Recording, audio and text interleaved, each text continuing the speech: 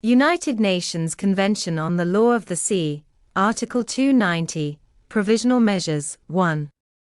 If a dispute has been duly submitted to a court or tribunal which considers that prima facie it has jurisdiction under this part, or Part 11, Section 5, the court or tribunal may prescribe any provisional measures which it considers appropriate under the circumstances to preserve the respective rights of the parties to the dispute, or to prevent serious harm to the marine environment, pending the final decision.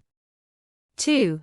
Provisional measures may be modified or revoked as soon as the circumstances justifying them have changed or ceased to exist. 3.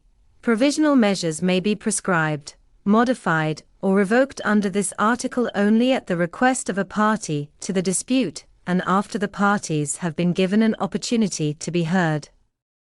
4. The court or tribunal shall forthwith give notice to the parties to the dispute, and to such other states parties as it considers appropriate, of the prescription, modification, or revocation of provisional measures. 5.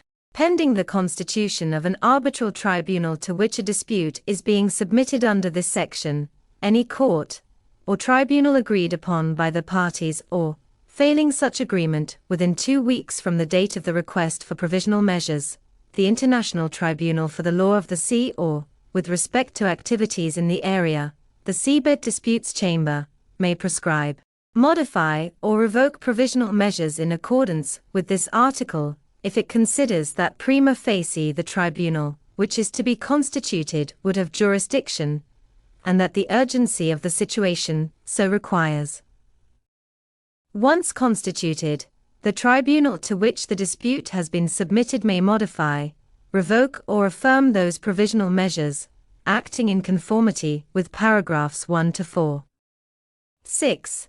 The parties to the dispute shall comply promptly with any provisional measures prescribed under this article.